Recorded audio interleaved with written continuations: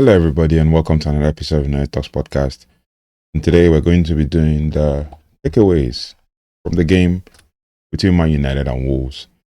It was an interesting game. People have seen this as one of the most complete away performances of the season. Performance built on resilience, precision, and growing influence of Rúben Amorim's system finally clicking into place. I mean, different attacking patterns, 3 standard performers, and 1 tactical shift turned a fragile halftime 1-1 draw, 1-1 scoreline into the ruthless 4-1 win with the 5th consecutive unbeaten away match in the Premier League. That's actually what happened on the Midlands. That wasn't just a win. It was a message, basically. But then, it is against Wolves. People will say, oh, it's Wolves. You cannot be losing to the worst team. I see a lot of people focusing on the goal conceded and all of that. But today, we're breaking down, basically, the biggest takeaways, the 3 bonus insights, and 3 positive spins that you probably missed, all from Man United dominant win against Wolves. Yeah, so pretty much straightforward. We all know the story. Man United scored in the first half through Bruno Fernandes and then conceded again through Bellegarde towards the end of the first half. And then we're playing. Obviously, we deserve to be in front. We are playing them, but they came out all aggressive. If you watch the match review, I mean, I like those live watch-alongs that we do. Basically, you can actually see the actual reaction, and I'm talking about things that happen in-game and all of that. But, you know, Wolfie caught a ball back, and obviously Bellegarde curled the ball to the corner beyond St. Laurent. Obviously, there's nothing he could have done. I was just trying to turn to see where that cross was coming from in the midst of like a lot of bodies. The game was level. Everybody's talking about Man United conceding, even in as much as Wolves hadn't scored in 5 games and all of that. But we came out firing, and I'm sure pretty much what Rúben Amorim must have done would probably be to give them a hairdryer treatment in the first half, at the end of the first half, to come out guns blazing and to now come and basically end the game winning 4-1. Could have been 4-0 in the first half, basically, considering that we ended the game with 27 shots and all of that. But it is what it is. It ended 4-1. The 3rd time in Rúben Amorim's era that we're scoring more than 4 goals in a game, or scoring 4 goals or more in a game. Also, there are so many takeaways, you know, but we've sailed another dominant away win, and this is basically our 5th match unbeaten on the road with 3 wins and 2 draws.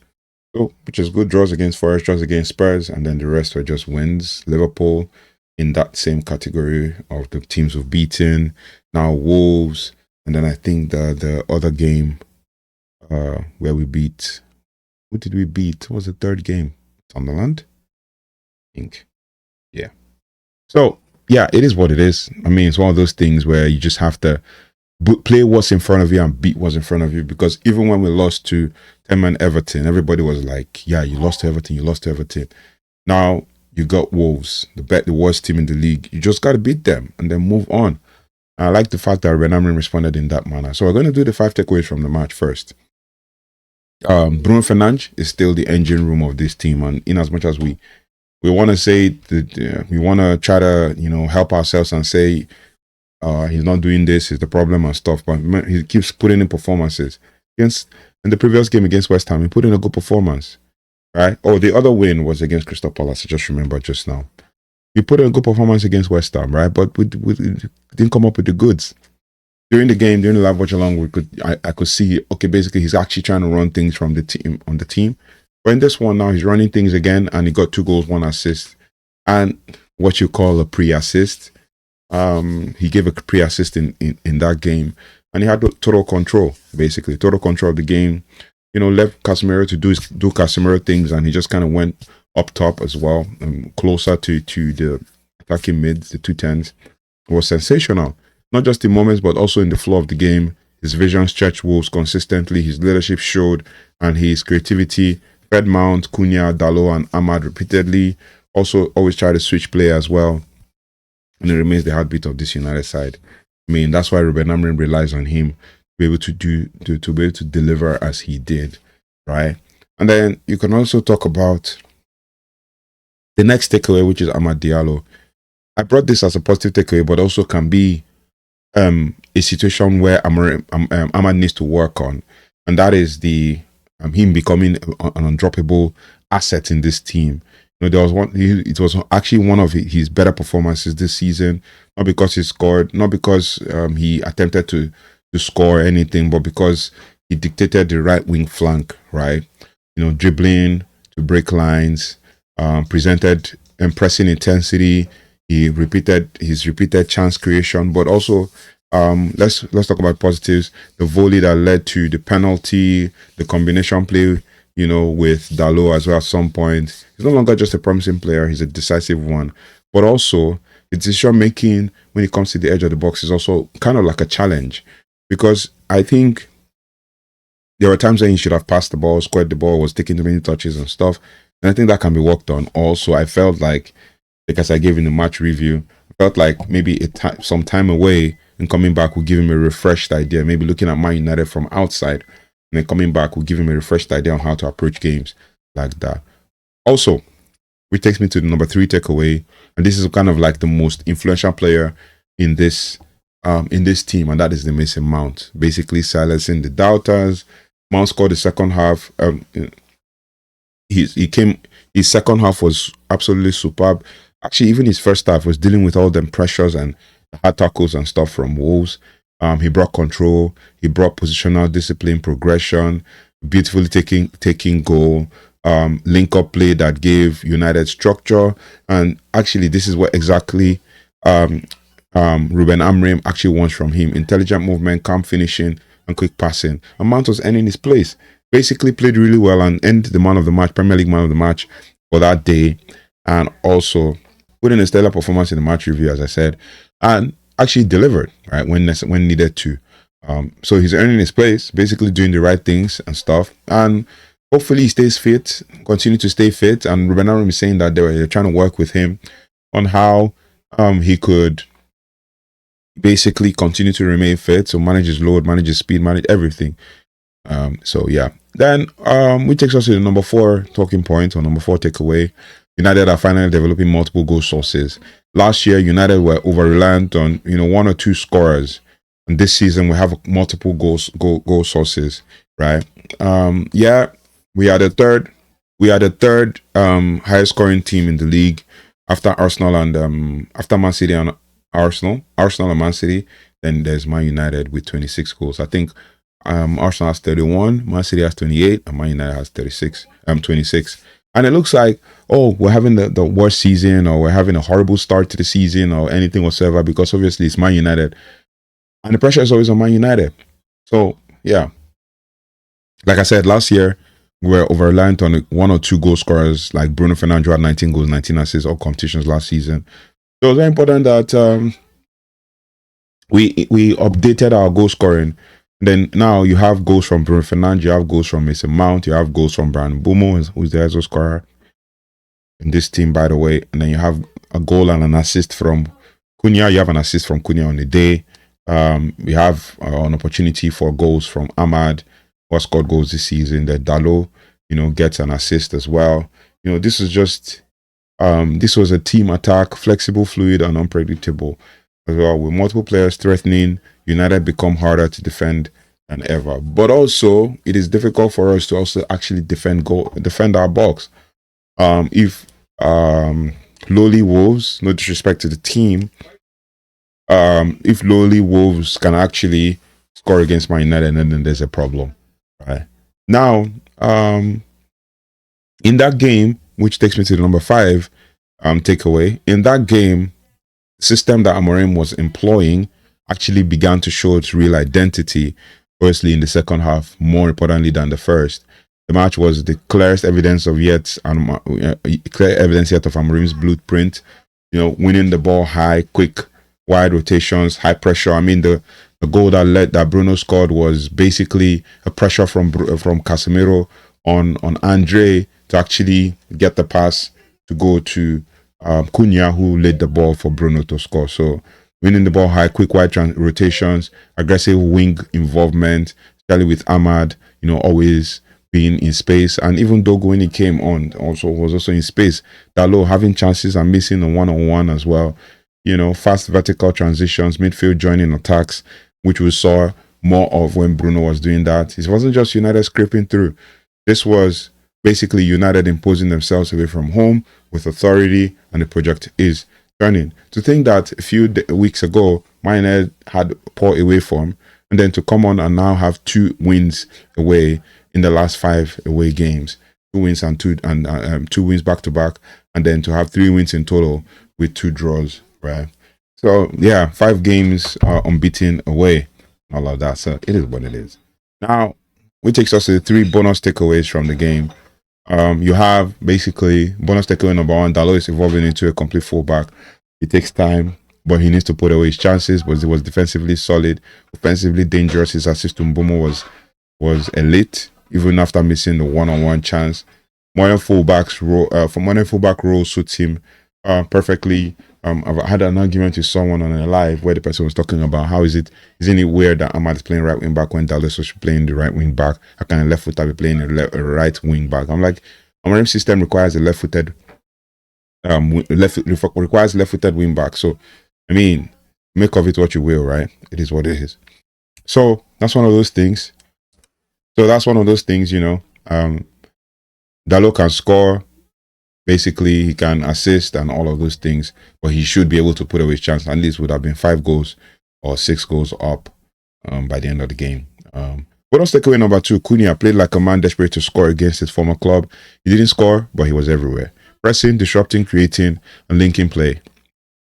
Cunha's evolution is one of the most important subplots in this squad, and it's one of those things that we have to kind of look at and just say, you know what, yeah, Cunha actually did well. But like I said, in the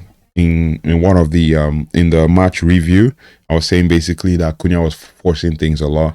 His shots were not as hard as he should be. He had a couple hard shots, but the rest were just basically weak and all of that. And I said it in the live.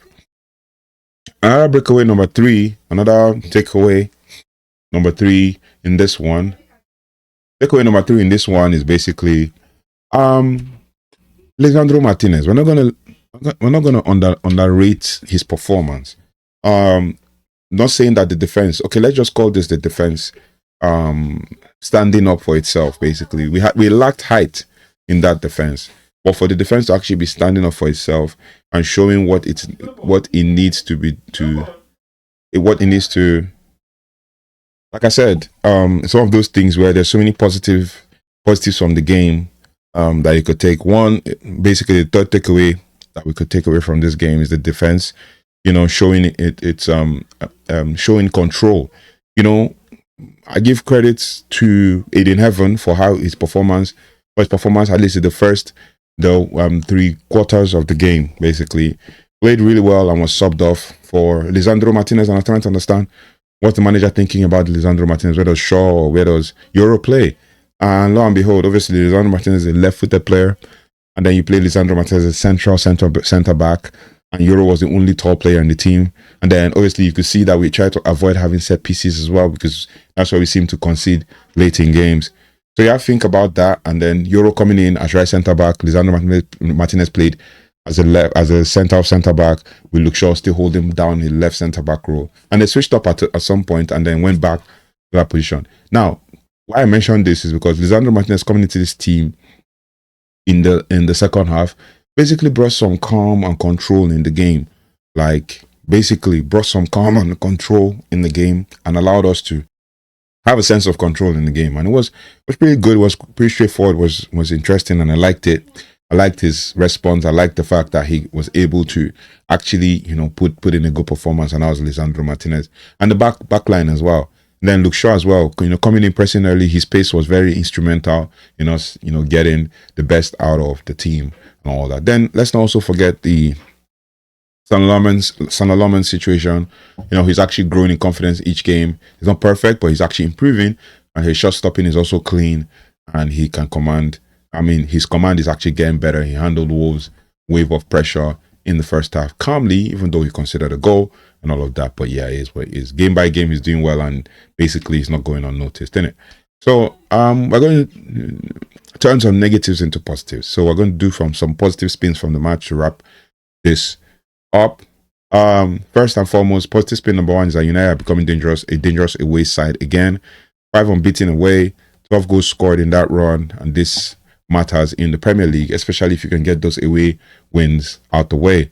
We've beaten really big teams away. We beat Crystal Palace and Liverpool away. So you can imagine and get draws. We got draws against Forest, Spurs, and then a win against Wolves. So when you get the chance, you take it, and then you don't look back. So it is what it is. So good away record, all of those things. Then the next positive spin we can take from this is that the attack is finally sharing responsibility. You had Bruno, you had Mount, you had Mbeumo all scoring. You had also Cunha and Dalot assisting, Ahmad creating. This is not just basically a one-man team. It's everybody. Goals can come from everywhere.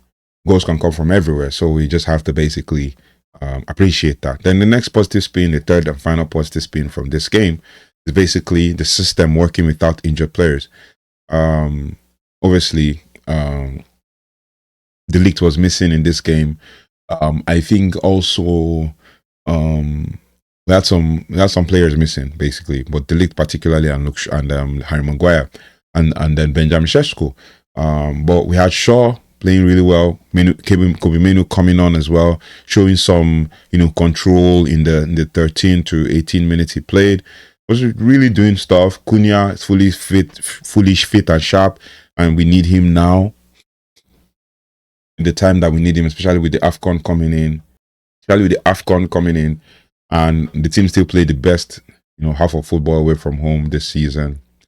And obviously thanks to the coaching, the belief, and the growth of the team. Basically, Rúben Amorim didn't seem very excited or happy about the win. Well, I could tell that it's because of the mistakes that were happening, in the game and stuff. But that's Manchester United winning 4-1 against Wolves. A blend of bravery, clinical finishing, and tactical evolution. And this is what Amorim's United look like when it clicks. It still hasn't clicked yet. I feel it hasn't clicked yet. That's why we're conceding and not winning games, not finishing off games. We need to actually finish off our chances. Then the future suddenly kind of feels a lot brighter. But then we need to talk about this. Man United won a game, and all everybody could talk about is, Kobe could have been given more minutes. Shea Lacey could have been given more minutes, and all of that. Like, everybody should just chill. That's why I feel like everybody should just chill, man. We have few games per week.